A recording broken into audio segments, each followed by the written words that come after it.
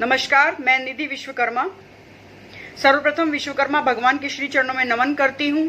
समाज के वरिष्ठ नागरिकों को नमन करती हूँ, मातृशक्ति को नमन करती हूँ और बच्चों को बहुत सारा प्यार और बहुत सारी शुभकामनाएं देती हूँ उनके उज्जवल भविष्य के लिए। मैं फिर से आपके सामने उपस्थित हूँ। इससे पहले जो मेरी 3 वीडियो मैंने विश्वकर्मा समाज के लिए बनाई थी, अपने समाज के लिए, अपने परिवार के लिए, अपने लोगों के लिए बनाई थी, उससे जो मुझे प्रेम और उत्साह मिला उसके लिए मैं आप सभी की बहुत बहुत आभारी हूँ। बहुत बहुत धन्यवाद आपको करती हूँ। इसी प्रकार अपना प्रेम और आशीर्वाद मेरे साथ बनाए रखिए। आज मैं कुछ विषयों पर बात करने के लिए फिर से आपके सामने उपस्थित हूँ, तो चलिए अपनी चर्चा को हम शुरू करते हैं।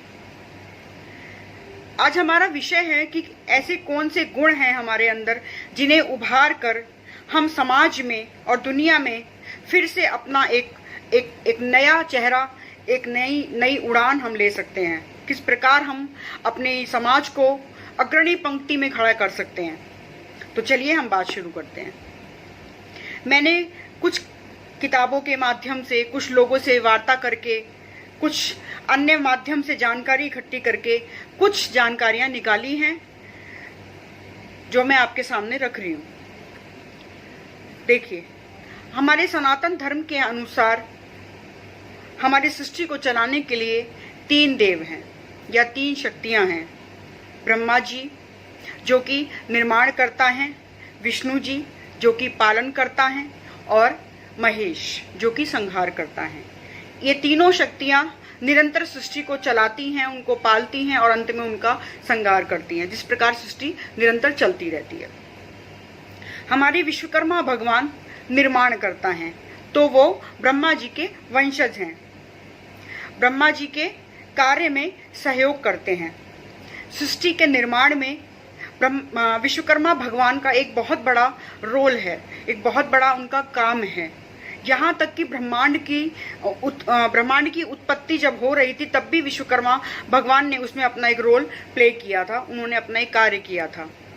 तो इस प्रकार जहाँ भी निर्माण का कार्य होता है उसमें अपने आप ही विज्ञान, इंजीनियरिंग, पर्यावरण से रिलेटेड जितने भी काम हैं और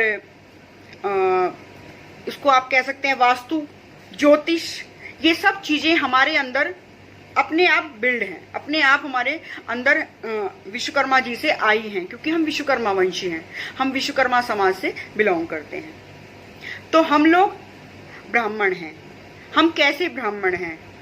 हम विज्ञान और निर्माण दोनों को साथ लेके चलते हैं और जहाँ विज्ञान और निर्माण जुड़ जाता है वहाँ अपने आप एक भाव आ जाता है, आदर का भाव, क्योंकि निर्माण का कार्य बहुत बड़ा कार्य माना जाता है।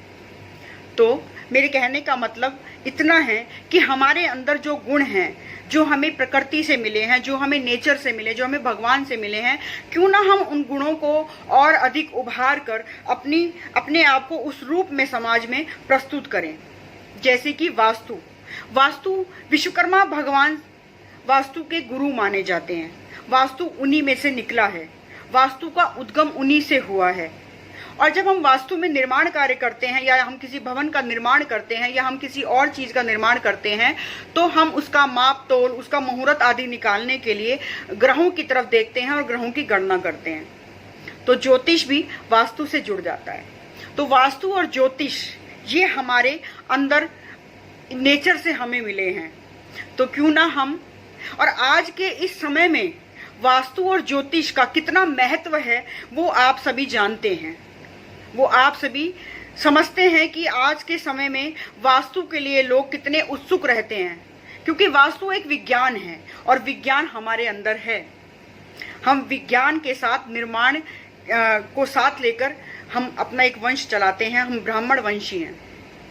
तो हम क्यों ना एक ऐसा इंस्टीट्यूट बनाएं या हम अपने बच्चों को वास्तु और ज्योतिष में डालें, और क्योंकि वो हमारे अंदर पहले से ही है तो वो प्रखर रूप से निकलकर वो आएगा और बहुत अच्छे लेवल पे हम उस पर काम कर सकते हैं। तो हमारे समाज का एक नया आईना, हमारे समाज का एक नया गुण अन्य समाजों को और देश को देखने को मिलेगा। दूसरी बात,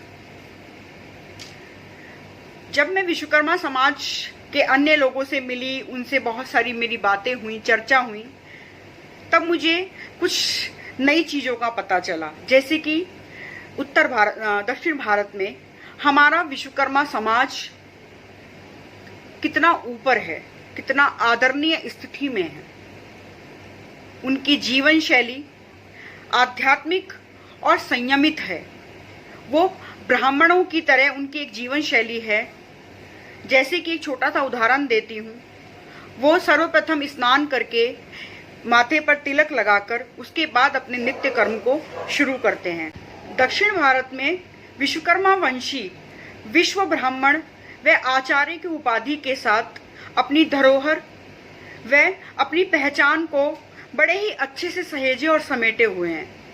उनकी जीवन शैली इसी प्रकार से नियंत्रित व उसी प्रकार से बनाई गई है जिसमें उनका एक ब्राह्मणत्व, यानी जो ब्राह्मणों के अंदर जो एक जो मर्यादित एक जीवन होता है वो दिखाई देता है। यहाँ तक कि शादी ब्याह जैसे कार्य भी वहाँ पर वो स्वयं करते हैं।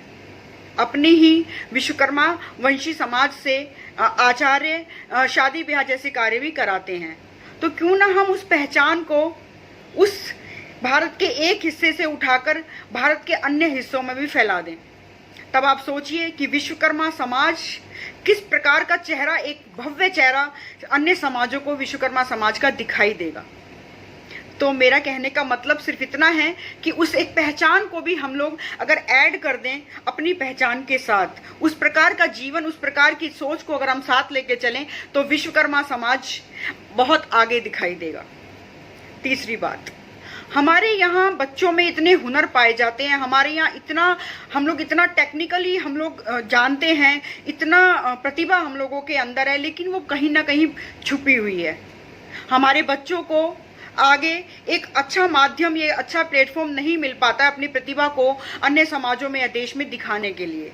तो क्यों ना हम कुछ ऐसा करें ताकि बच्चों को और समाज को एक दिशा मिले, एक प्लेटफॉर्म मिले जहां वो अपनी उन चीज़ों को समाज के सामने रख सकें। तो मेरा एक प्रस्ताव है, मेरा ऐसा मानना है कि हम कुछ बड़े मेलों का आयोजन करें। जिनके पास ज़मीन है वो अपनी ज़मीन कुछ दिनों के लिए दें, जिनके पास ज्ञान है, सोच है, वो अपनी सोच उस मेले के लिए दें, जिनके पास पैसा है वो अपना कुछ फंड उस मेले में दें। इस प्रकार से समाज मिलकर कुछ ऐसे बड़े मेलों का आयोजन करे जिसमें कि विश्वकर्मा समाज के हम लोग अपने अपने हुनर को वहाँ पर दिखा सके, प्रदर्शित कर सकें और अन्य समाज के लोगों को भी वहाँ आमंत्रित किया जाए ताकि वो लोग हमारे समाज की प्रतिभाओं को जान सके, समझ सके। तो कुछ इस तरीके की बातें हैं जो अगर हम लोग कुछ अपना लें, कुछ उनको समझ लें, कुछ अपनी सोच में डाल लें तो आने वाले कुछ वर्षों में शायद विश्वकर्मा समाज का चेहरा हम बदल सकेंगे, अपने विश्वकर्मा समाज को एक बहुत ऊपर कहीं ऊंचाई पर ले जा सकेंगे। अगर मेरी किसी बात से किसी को आपत्ति है या दुख है या किसी को कुछ अलग लगा तो मैं उसके लिए क्षमा प्रार्थी हूँ। मेरा मकसद सिर्फ अपने समाज को आगे ले जाना है, मेरा मकसद सिर्फ अपने समाज को ऊपर उठाना है, मेरा मकसद सिर्फ अपने समाज को एकत्रित करके संगठित करना है। छोटे छोटे संगठनों को छोड़कर एक बड़ा संगठन हम लोग बनाएं, हम लोग अपनी एक पहचान बनाएं, अपना एक टाइटल बनाएं जिसको साथ लेकर हम चलें, अपने बच्चों को पढ़ाएं, अपने बच्चों को आगे ले जाएं। हम अपने कर्मों से इतना शोर मचा दें कि सब हमें पहचान जाएं। बहुत बहुत धन्यवाद, आपने मेरी बात को समझा, मेरी बात को सुना। मैं आगे भी अगर ईश्वर ने चाहा तो अन्य चीज़ों को लेकर, अन्य बातों को लेकर, अन्य विचारों को लेकर आपके सामने उपस्थित होती रहूँगी। जय हिंद, जय भारत।